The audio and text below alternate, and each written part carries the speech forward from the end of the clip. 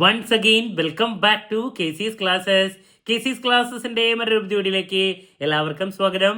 This is Kiran CS. Calicut university M.Com third semester exams നാളെ മുതൽ ആരംഭിക്കുകയാണ്. നമ്മൾ ഇമ്പോർട്ടൻറ്റ് ക്വസ്റ്റ്യൻസിന്റെ വീഡിയോസ് ഉറപ്പായും പ്രതീക്ഷിക്കുന്ന ഓരോ പാർട്ടിലുള്ള ചോദ്യങ്ങൾ ഇതൊക്കെ നാളത്തെ എക്സാമിന്റെ ചെയ്ത് കഴിഞ്ഞിട്ടുള്ളതാണ്. കാണാത്തവരുണ്ടെങ്കിൽ കാണാം. സ്മാർട്ട് സ്റ്റഡിക്ക് വളരെ ഹെൽപ്ഫുൾ ആയിരിക്കും. ദെൻ ഏറ്റവും കൂടുതൽ കുട്ടികൾ ഭാഗത്തുനിന്ന് വന്നിട്ടുള്ള റിക്വസ്റ്റ് എന്ന് പറയുന്നത് ലാസ്റ്റ് ഡേ എക്സാമിനേഷൻ ടിപ്സ് ആണ്. നമ്മൾ ആ ഒരു വീഡിയോ ചെയ്യാൻ ലേറ്റായി, എന്നാലും നാളെ ഉച്ചയ്ക്ക് ആയതുകൊണ്ട് തന്നെ ഇപ്പോൾ പഠിച്ചുകൊണ്ടിരിക്കുന്ന കുട്ടിയാണെങ്കിലും പാസ് ആകണമെങ്കിൽ മിനിമം ഫോക്കസ് ചെയ്യേണ്ട കാര്യങ്ങളാണ് നമ്മൾ ഈ ഒരു വീഡിയോയിൽ ഇൻക്ലൂഡ് ചെയ്തിട്ടുള്ള. വീഡിയോയിലോട്ട് പോണേക്കാൾ മുമ്പ് പറയാനുള്ളത്, നമ്മുടെ സ്ഥാപനം കാലിക്കറ്റ് യൂണിവേഴ്സിറ്റി M.Com എല്ലാ സെമസ്റ്ററിലെയും ക്ലാസ്സസ് പ്രൊവൈഡ് ചെയ്യുന്നുണ്ട്. ലൈവ് ക്ലാസ് ഗൂഗിൾ മീറ്റിലൂടെ പ്രൊവൈഡ് ചെയ്യുന്നു. വീഡിയോ ക്ലാസ്സിന്റെ റെക്കോർഡും ആക്സസ് ചെയ്യാൻ സാധിക്കും. അതുകൊണ്ട് തന്നെ എപ്പോൾ വേണമെങ്കിലും പഠിച്ച് ഡൗട്ടുള്ളത് ചോദിക്കാനുള്ള അവസരം ഉണ്ടെന്നുള്ളതാണ്. സോ തേർഡ് കഴിഞ്ഞാൽ ഉടനെ തന്നെ ഫോർത്തിന്റെ ക്ലാസ്സസും ആക്സസ് ചെയ്യാൻ സാധിക്കും. നമ്മുടെ ക്ലാസ്സിൽ ജോയിൻ ചെയ്ത് പഠിച്ച് നല്ല മാർക്ക് മേടിക്കാൻ താല്പര്യമുള്ള കുട്ടികൾക്ക് ഡിസ്ക്രിപ്ഷൻ ബോക്സിലുള്ള എൻ്റെ വാട്സപ്പ് നമ്പറിൽ കോൺടാക്ട് ചെയ്യാം, ക്ലാസ്സസ് ആക്സസ് ചെയ്യാം. ഓക്കെ, സോ നമുക്ക് എന്തെങ്കിലും വീഡിയോയിലോട്ട് പോകാം കേട്ടോ. So financial management subject. So ഈ ഒരു സബ്ജക്റ്റിൽ പാസ് ആകണമെങ്കിൽ നമ്മൾ ഫോക്കസ് ചെയ്യേണ്ട കാര്യങ്ങളാണ് പറയുന്നത്. നമ്മൾ മറ്റ് സബ്ജക്റ്റിനെ കമ്പയർ ചെയ്യണ സമയത്ത് ഈ ഒരു സബ്ജക്റ്റിന്റെ ഡീറ്റെയിൽസിലോട്ട് പോകുമ്പോൾ നമ്മുടെ സ്ട്രാറ്റജി നമ്മൾ ചെറുതായിട്ടൊന്നും മാറ്റേണ്ടതായിട്ടുണ്ട്. സോ ഇവിടെ നമ്മൾ സാധാരണ പറയാറുണ്ട്, നമുക്ക് ഇന്റേണലും എക്സ്റ്റേണലും കൂടിയിട്ടല്ല, എക്സ്റ്റേണൽ മാത്രം തന്നെ നമുക്ക് 60 ഗ്രേഡ് പോയിന്റ് വേണം പാസ്സാകാൻ. സോ അത് നമുക്ക് എങ്ങനെ കിട്ടും എന്നുള്ളതാണ് ഈ ഒരു സബ്ജക്റ്റിൽ.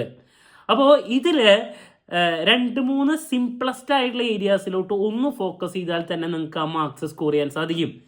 അത് ഏറ്റവും എളുപ്പമുള്ള ഒരു topic, 1-2 topics. Number 1 cost of capital chapter, number 2 leverage, number 3 എന്ന് പറയുന്നത് basic financial management theory, then dividend.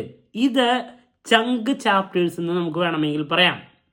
Then നമുക്ക് കുറച്ചും കൂടി ഒരു എഡ്ജ് കിട്ടാൻ നിങ്ങൾ ഏറ്റവും ഹെൽപ്പ് ചെയ്യുന്നത് അതിൻ്റെ കൂടെ വർക്കിംഗ് ക്യാപിറ്റൽ മാനേജ്മെന്റിലെ മുഴുവൻ ഏരിയാസ് അല്ല, ബേസിക് തിയറി, വർക്കിംഗ് ക്യാപിറ്റൽ റിക്വയർമെന്റ്സിന്റെ കാൽക്കുലേഷൻ, ഇത്ര ഏരിയാസ് എന്ന് പറയുമ്പോൾ ശരിക്കും പറഞ്ഞാൽ മൊത്തം ടോപ്പിക്സിൽ നിന്ന് കുറച്ച് ഏരിയ മാത്രമേ ഞാൻ പിക്ക് ചെയ്തിട്ടുള്ളൂ. Cost of capital chapter, leverage topic, dividend decision, അതുപോലെ തന്നെ വർക്കിംഗ് ക്യാപിറ്റലിന്റെ മെയിൻ ഏരിയാസ് മാത്രം, പിന്നെ ബേസിക് FM-ന്റെ. ഇതാണ് ചങ്ക് ഏരിയാസ്. ഇത് നിങ്ങൾക്ക് പഠിച്ച് അവസാനിപ്പിക്കാൻ സാധിക്കുമെങ്കിൽ നിങ്ങൾക്ക് പാസ് മാർക്കിനേക്കാൾ കൂടുതൽ കിട്ടും. കാരണം നമ്മളെപ്പോഴും സാധാരണ പറയാറുണ്ട്, നമുക്ക് പാസ്സാകാൻ വേണ്ടത് പാർട്ട് സിയിലുള്ള കുറച്ച് ചോദ്യങ്ങൾ, അതുപോലെ തന്നെ പാർട്ട് A, ഇത് രണ്ടും കമ്പൈൻ ചെയ്ത് പഠിച്ചാൽ തന്നെ നമുക്ക് നല്ല മാർക്സ് കിട്ടും.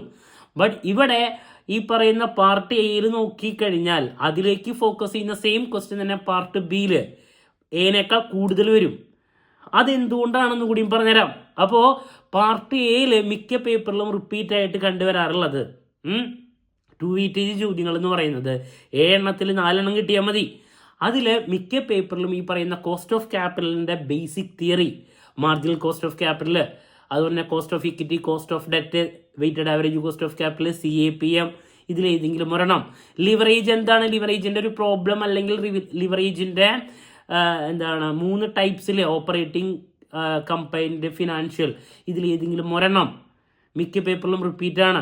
ഡിവിഡൻഡിന്റെ ഡിഫറെന്റ് ഫോംസിൽ ഏതെങ്കിലും ഒരെണ്ണം, സ്ക്രിപ്പോ പ്രോപ്പർട്ടിയോ അങ്ങനെ ഏതെങ്കിലും ഒരെണ്ണം നമുക്ക് കാണാൻ സാധിക്കാറുണ്ട്. നിർബന്ധമായും പഠിച്ചു വയ്ക്കുക. പിന്നെ ഈ പറയുന്ന വർക്കിംഗ് ക്യാപിറ്റൽ മാനേജ്മെന്റിൽ എന്താണ് വർക്കിംഗ് ക്യാപിറ്റൽ, അതുപോലെ തന്നെ അതിന്റെ concept, then gross, net, working capital എന്തൊക്കെയാണ്, ക്യാഷ് മാനേജ്മെന്റ് എന്താണ്, ഇൻവെന്ററി മാനേജ്മെന്റ് എന്തൊക്കെയാണ്. ഇങ്ങനെ നമുക്ക് ബേസിക് ടോപ്പിക്, പിന്നെ ഇന്നോവേറ്റീവ് സോഴ്സസ് ഓഫ് ഫിനാൻസ് ഉണ്ട്. ആ ഒരു ടോപ്പിക്കിൽ ഫിനാൻഷ്യൽ എഞ്ചിനീയറിംഗ് എന്താണ്, സെക്യൂരിറ്റൈസേഷൻ എന്താണ്, ഫാക്ടറിംഗ്, ലീസിങ്, ഇതിലേതെങ്കിലും ഒരെണ്ണം. ക്യാപിറ്റൽ സ്ട്രക്ചർ എന്താണ്, ഫിനാൻഷ്യൽ സ്ട്രക്ചർ എന്താണ്, ഒപ്റ്റിമൽ ക്യാപിറ്റൽ സ്ട്രക്ചർ എന്താണ്, ആർബിട്രേജ് പ്രോസസ് എന്താണ്, ലോഗ് ബോക്സ് സിസ്റ്റം എന്താണ്, ഫെയർ ക്യാപിറ്റലൈസേഷൻ, അണ്ടർ ക്യാപിറ്റലൈസേഷൻ എന്താണ്, ഓവർ ക്യാപിറ്റലൈസേഷൻ എന്താണ്. ഇങ്ങനെ ഞാൻ ഓൾറെഡി 2 വെയിറ്റേജിൻ്റെ റിപ്പീറ്റ് ആയിട്ട് പ്രതീക്ഷിക്കുന്ന കുറച്ച് ചോദ്യങ്ങൾ പറഞ്ഞിട്ടുണ്ട്. ഇതൊക്കെ ഓരോ ചാപ്റ്ററിൽ ഡയറക്റ്റ് ആയിട്ട് എന്താണെന്നുള്ള ചോദ്യങ്ങളാണ്. സോ ഇത് പഠിക്കാൻ അധികം സമയം വേണ്ട. സോ നിങ്ങൾ ഈ കുറച്ച് ഏരിയാസ് നോക്കി വെക്കുക. അപ്പോൾ ഈ ചോദ്യങ്ങൾ മിക്കതും വരുന്നത് ഞാൻ നേരത്തെ പറഞ്ഞ 2-3 ടോപ്പിക്സിൽ നിന്നാണ്. Cost of capital, leverage, dividend, working capital. Working capital മുഴുവനല്ല, ബേസിക്സ്. ദെൻ ഇത് പഠിച്ചാലുള്ള ഗുണം എന്താണെന്ന് വെച്ചിട്ടുണ്ടെങ്കിൽ പാർട്ട് ബിയിലോട്ട് പോകുന്ന സമയത്ത് ടോട്ടൽ 7 എണ്ണത്തിൽ 4 എണ്ണം എഴുതിയാൽ മതി. അത് മിക്കതും 4 പ്രോബ്ലം 3 തിയറിയാണ് വരാം. മിക്ക പേപ്പറിലും കോസ്റ്റ് ഓഫ് ക്യാപിറ്റൽ ചാപ്റ്ററിൽ നിന്ന് 2 പ്രോബ്ലം വരെ, പിന്നെ ലിവറേജിൽ നിന്ന് ഒരെണ്ണം മിക്ക പേപ്പറിലും വരുന്നുണ്ട്. ചിലപ്പോൾ ആ ചാപ്റ്ററിൽ നിന്ന് തന്നെ ഒരു തിയറി ഉണ്ടാവാറുണ്ട്. അപ്പോൾ കോസ്റ്റ് ഓഫ് ഡെറ്റോ കോസ്റ്റ് ഓഫ് ഇക്വിറ്റിയോ അല്ലെങ്കിൽ weighted average cost of capital ഇതിൽ ഏതെങ്കിലും പ്രോബ്ലംസ്, ലിവറേജിൻ്റെ ഒരു പ്രോബ്ലം, അപ്പോൾ തന്നെ 2 or 3 ക്വസ്റ്റ്യനായി. പിന്നെ FM-നെ റിലേറ്റ് ചെയ്തിട്ടുള്ള ബേസിക് ചോദ്യം, ഫിനാൻഷ്യൽ മാനേജ്മെന്റ് എന്താണ്, profit maximisation, wealth maximisation concept, അതുപോലെ തന്നെ റോൾ ഓഫ് ഫിനാൻഷ്യൽ മാനേജർ, അതല്ലെങ്കിൽ ഈ പറയുന്ന വർക്കിംഗ് ക്യാപിറ്റലിന്റെ ബേസിക് തിയറി, വർക്കിംഗ് ക്യാപിറ്റൽ റിക്വയർമെന്റ്സിനെ പറ്റിയിട്ടുള്ളത്, ഡിവിഡൻഡിന്റെ ബേസിക് തിയറി. ഇപ്പം ഞാൻ പറഞ്ഞ 3-4 ടോപ്പിക്സ് ഇല്ലേ, ഇതിൽ നിന്ന് തന്നെ നമുക്ക് പല ചോദ്യങ്ങളും കിട്ടും. ശരിക്കും പറഞ്ഞാൽ പാർട്ട് എയും പാർട്ട് ബിയും അങ്ങനെ തന്നെ നമുക്ക് കംഫർട്ടബിൾ ആക്കാൻ സാധിക്കും. ഈ പറഞ്ഞ കുറച്ച് ചോദ്യങ്ങൾ നോക്കിയാൽ എസ്സേയിൽ 4 ടോപ്പിക്സ് വരും, അതിൽ 2 എണ്ണം എഴുതിയാൽ മതി. മിക്ക ക്വസ്റ്റ്യൻ പേപ്പറിലും ഡിവിഡൻഡിൽ നിന്ന് ഒരു എസ്സേ കമ്പൽസറി ആയിട്ട് വരുന്നുണ്ട്, വർക്കിംഗ് ക്യാപിറ്റൽ റിക്വയർമെന്റ്സിന്റെ ഒരു പ്രോബ്ലം, അതല്ലെങ്കിൽ FM-ന്റെ ബേസിക് തിയറിയാണ് വരാറ്. അപ്പൊ ഞാൻ ഈ പറഞ്ഞ കുറച്ച് ചോദ്യങ്ങൾ, കുറച്ച് ഏരിയാസ് ഫോക്കസ് ചെയ്ത് കഴിഞ്ഞാൽ 2 എസ്സേ കിട്ടാൻ ഒരു പാടുമില്ല. ചില സമയത്ത് മാറ്റിപ്പിടിക്കുന്ന തിയറി എന്ന് പറയുന്നത് ക്യാപിറ്റൽ സ്ട്രക്ചർ തിയറീസ്, അതല്ലെങ്കിൽ FM-ന്റെ ബേസിക് തിയറി, അതല്ലെങ്കിൽ ഡിവിഡൻഡിന്റെ തന്നെ ഫാക്ടേഴ്സ് എഫക്റ്റിംഗ്, അങ്ങനത്തെ ഏതെങ്കിലും ഒരു തിയറിയാണ് മാറി കണ്ടുവരാറ്. അപ്പോൾ ഇങ്ങനെ ഞാൻ ഈ പറഞ്ഞ കുറച്ച് ഏരിയാസിന്റെ പ്രത്യേകത, ചെറിയ ടോപ്പിക്സ് ആണ്, ഒരുപാട് ചോദ്യങ്ങൾ വരുന്നുണ്ട്. അതിലോട്ട് ഫോക്കസ് ചെയ്ത് കഴിഞ്ഞാൽ ഇപ്പം പഠിച്ചുകൊണ്ടിരിക്കുന്ന കുട്ടിയാണെങ്കിലും ഈസി ആയിട്ട് പാസ്സാകും എന്നുള്ളതാണ്.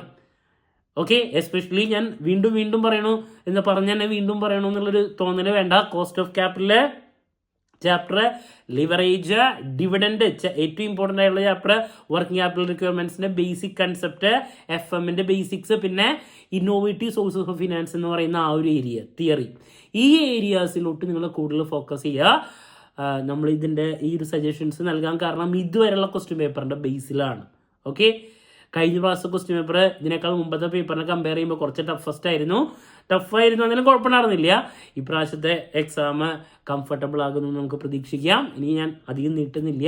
അപ്പോൾ ഈ ഒരു ഏരിയാസ് ഫോക്കസ് ചെയ്ത് ഞാൻ ഈ പറഞ്ഞ ചോദ്യങ്ങളൊക്കെ പഠിച്ചു കഴിഞ്ഞാൽ നിങ്ങൾക്ക് നാളത്തെ എക്സാം പുഷ്പം പോലെ പാസ്സാകാൻ സാധിക്കും. ക്ലാരിറ്റി കിട്ടിയെന്ന് പ്രതീക്ഷിക്കുന്നു. ഫുൾ ടൈം എക്സാമുകളിൽ സ്പെൻഡ് ചെയ്യുക, എല്ലാ ചോദ്യത്തിനും ആൻസർ ചെയ്യുക, എങ്കിൽ നിങ്ങൾ നിർബന്ധമായും പാസ്സായിരിക്കും. സോ നാളെ എക്സാമിന് ശേഷം എക്സാം റിവ്യൂ ആയിട്ട് വീണ്ടും കാണാമെന്നുള്ള പ്രതീക്ഷയോടെ നിർത്തുന്നു. This is Kiran CS signing off. Have a nice day. Thank you and all the very best.